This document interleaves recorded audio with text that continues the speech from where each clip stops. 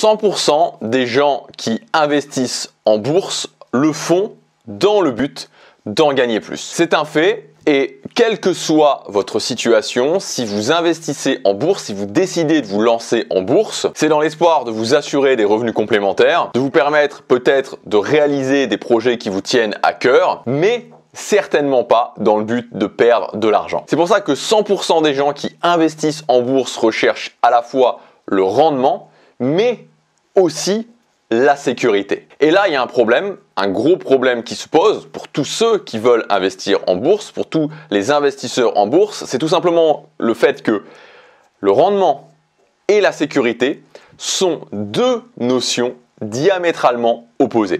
L'analogie que j'aime bien prendre par rapport à ça, c'est l'analogie du soleil et de la lune, c'est-à-dire que le soleil et la lune, vous pouvez le constater au quotidien, quand il y en a un qui arrive, l'autre disparaît. Quand le soleil se lève, la lune disparaît. Quand la lune arrive, il n'y a plus de soleil, le soleil s'est couché.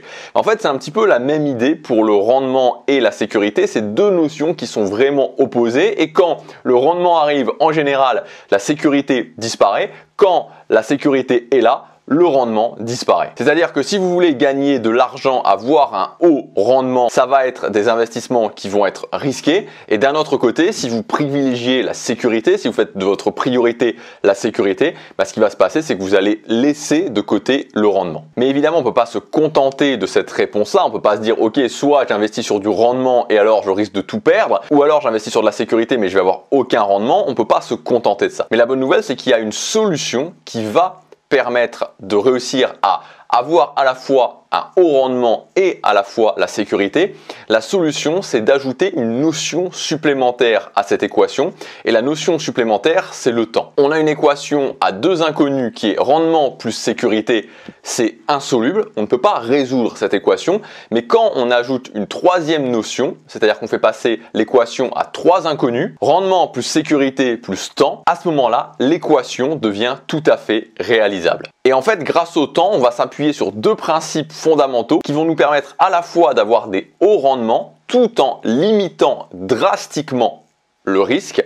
C'est la gestion passive et les intérêts composés. Alors dans cette vidéo, je vais vous montrer avec l'aide d'un calculateur que j'ai créé. Vous allez voir, ça va être une vidéo assez sympa. Je pense que ça va être une vidéo vraiment très concrète. On va avoir des exemples très concrets. Comment vous allez pouvoir avoir des résultats très importants grâce aux intérêts composés et comment même, c'est intégré dans le calculateur, vous allez pouvoir vous constituer une rente passive, des revenus passifs. Donc je vous le dis déjà, le calculateur, je vais vous montrer les images. C'est pour ça que je me suis un petit peu décalé sur cette vidéo pour pouvoir ensuite afficher mon iPad qui est juste là et que je vais filmer en même temps. Donc ce calculateur et ces calculs que je vais faire, vous pouvez y accéder. Il est disponible dans le premier lien dans la description entièrement gratuitement.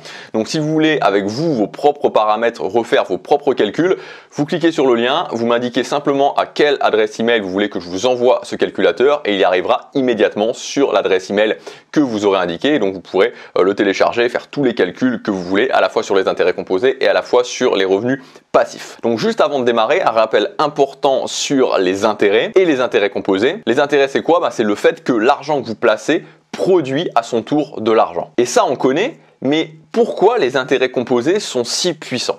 Donc on va voir ça justement, donc je vais vous afficher en même temps, je vais regarder, j'ai mis pas mal d'exemples qui sont sur mon iPad et donc je vais vous afficher aussi en même temps l'image juste ici. L'avantage des intérêts composés, c'est que vous placez de l'argent et cet argent produit, donc de l'argent c'est des intérêts, mais que quand ils sont composés, ça va se cumuler et les intérêts vont eux-mêmes produire de l'argent. Donc on va voir ça directement avec un exemple très concret. On va imaginer que vous placez 10 000 euros, donc 10 000 euros pendant 25 ans à un taux de 10%. Donc le premier exemple qu'on va voir, c'est avec des intérêts qui sont des intérêts simples. Donc avec des intérêts simples, tous les ans, vos 10 000 euros vont vous rapporter donc 10%, c'est-à-dire 10 000 fois 0,1, c'est-à-dire 1 000 euros. Vous allez avoir 1 000 euros qui vont tomber tous les ans. Mais ces intérêts ne vont pas eux-mêmes produire des intérêts. C'est-à-dire que si on prend une échelle, au bout de 1 an, vous avez 10 000 euros plus 1000, c'est-à-dire 11 000 euros. Au bout de 2 ans, vous avez 10 000 euros plus 2 fois 1000, c'est-à-dire 12 000 euros. Au bout de 3 ans, vous avez 10 000 plus 3 fois 1000, vous avez compris le principe, 13 000 euros. Au bout de 25 ans, vous allez obtenir 35 000 euros. Donc au final, vous aurez 35 000 euros, 10 000 euros de capital que vous avez mis à la base et ensuite 25 000 euros qui auront été produits par les intérêts. Donc votre capital final est composé à 29% de votre capital initial et à 71% des intérêts acquis. Mais avec les intérêts composés, et là je vais vous mettre une autre image, vous allez voir la courbe et vous pouvez voir la différence entre les deux courbes, ça va pas du tout être pareil. C'est-à-dire qu'avec les intérêts composés, vous pouvez le voir normalement sur la courbe qui est juste ici, vous voyez qu'à un moment donné, il y a un point d'inflexion où ça commence à décoller et où ça commence à devenir exponentiel. Donc là, on reprend le même exemple, c'est-à-dire que j'ai placé 10 000 euros à un taux d'intérêt de 10% sur 25 ans, sauf que cette fois-ci, au bout d'un an, la première année, ça ne change pas. C'est-à-dire que la première année, vous avez toujours 10 000 euros plus 1 000 euros, c'est-à-dire 11 000 euros. Mais à partir de la deuxième année, l'effet cumulatif va commencer à se mettre en place parce que les intérêts vont eux-mêmes produire des intérêts. Donc au bout de 2 ans, vous avez 10 000 plus 1 100 euros, c'est-à-dire 12 100 euros parce que vos 1 000 euros d'intérêt de la dernière fois ont fait eux-mêmes, vous comprenez le principe, les 100 euros supplémentaires. Et donc au bout de 3 ans, vous allez avoir 10 000 plus 3 310 euros, c'est-à-dire 13 310 euros, à nouveau grâce à l'effet cumulatif des intérêts. Donc cette fois-ci, au bout de 25 ans, vous allez avoir 108 347 euros. Donc 10 000 euros de capital initial, exactement comme avec les intérêts simples, mais cette fois-ci, vous avez 98 347 euros d'intérêt. Donc votre capital final est composé cette fois-ci de 9% de votre capital initial et 91% des intérêts acquis. Et donc vous n'avez pas gagné 25 000 euros, vous avez gagné 73 347 euros, sans rien de plus, c'est-à-dire le même capital, les mêmes 10% par an, mais on n'est plus sur des intérêts simples, on est sur des intérêts composés. C'est ça la puissance des intérêts composés. Alors maintenant, ce qu'on va faire, c'est que je vais vous afficher ici, ça va arriver mon calculateur, et on va voir comment vous allez pouvoir modifier les différents paramètres pour optimiser les gains potentiels. Alors on va imaginer Marc. Marc, il a 25 ans, il a préféré arrêter ses études parce qu'il préférait rentrer dans la vie professionnelle directement. Il a 25 ans et avec le travail qu'il a pu faire depuis quelques années, il a pu se constituer un petit capital qui reste petit mais quand même assez intéressant quand on a 25 ans, un capital de 10 000 euros. Donc Marc, il a 10 000 euros. Donc, comme Marc, c'est quelqu'un de plutôt prévoyant, il se dit, ok, ces 10 000 euros, plutôt que de les dépenser évidemment, ou plutôt même que de les laisser juste sur un livret A par exemple, où ça va me rapporter inflation actuellement à 2%, moins 1,5% d'intérêt par an, voilà, donc je vais perdre de l'argent tous les ans. Marc, il s'est un petit peu renseigné justement sur la stratégie passive, sur les ETF, il s'y connaît un petit peu à ce niveau-là, et il s'est dit, ok, ce que je vais faire, c'est que je vais investir ce capital de 10 000 euros sur des ETF. Donc il va investir sur un ETF qui réplique l'indice S&P 500.